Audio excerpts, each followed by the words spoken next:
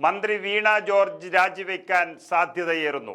ഇത്രയും മാനവും മര്യാദയുമില്ലാത്തൊരു കഴിവുകെട്ട ആരോഗ്യമന്ത്രി കേരളത്തിന്റെ ചരിത്രത്തിലുണ്ടായിട്ടില്ല. കേരളത്തിന്റെ ആരോഗ്യ മേഖല തകർന്ന് തരിപ്പണമായിട്ടും സിസ്റ്റത്തെ കുറ്റം പറഞ്ഞു നടക്കുന്ന ഈ ആളെക്കൊല്ലി മന്ത്രിയെ ഇനിയും ഇങ്ങനെ വച്ചുകൊണ്ടിരുന്നാൽ പിണറായി സർക്കാരിന്റെ അന്ത്യകൂദാശ തന്നെ ജനങ്ങൾ നടത്തുമെന്ന് ഉറപ്പാകുന്നതോടെയാണ് മന്ത്രി രാജിവെക്കുമെന്ന വാർത്തകൾ സജീവമാകുന്നത്. കഴിഞ്ഞ ഒരാഴ്ചയായി ലോകം തന്നെ നാണിച്ചു പോകുന്ന തരത്തിൽ തിരുവനന്തപുരം മെഡിക്കൽ കോളേജിന്റെ കഴിവുകെട്ട അവസ്ഥ രാജ്യം ചർച്ച ചെയ്തു. അതിനെയെല്ലാം ന്യായീകരിച്ച് നടക്കുകയായിരുന്ന മന്ത്രിയെ ചൊല്ലി കേരളം പിണറായി സർക്കാരിനെ മടുത്തിരിക്കുകയാണിപ്പോൾ. അതിനിടയിലാണ് ഇപ്പോൾ കോട്ടയം മെഡിക്കൽ കോളേജ് ആശുപത്രിയിലെ കെട്ടിടം തകർന്ന് അപകടത്തിൽ ഒരു പാവം സ്ത്രീക്ക് ദാരുണ അന്ത്യം ഉണ്ടായിരിക്കുന്നത്. തലയോലപ്പറമ്പ് സ്വദേശിനി ബിന്ദുവാണ് മരിച്ചത്. കെട്ടിട അവശിഷ്ടങ്ങൾക്കിടയിൽ നിന്ന് പുറത്തെടുത്ത് അല്പസമയത്തിനകമാണ് ബിന്ദു മരിച്ചത്. അപ്പോഴേക്കും 2.5 മണിക്കൂർ കഴിഞ്ഞിരുന്നു. അത്യാഹിത വിഭാഗത്തിലെത്തിച്ച് അടിയന്തര ചികിത്സ ലഭ്യമാക്കിയെങ്കിലും രക്ഷിക്കാനായില്ല.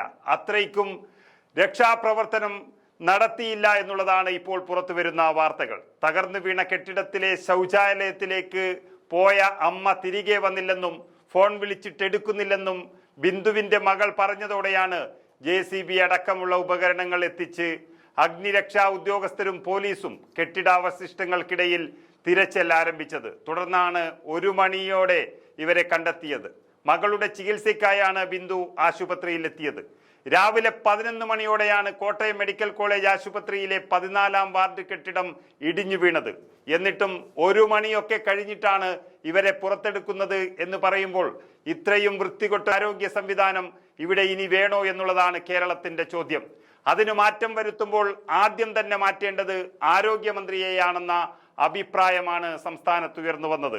യൂത്ത് കോൺഗ്രസും മറ്റ് യുവജന സംഘടനകളും സമരം തുടങ്ങിക്കഴിഞ്ഞിരിക്കുന്നു.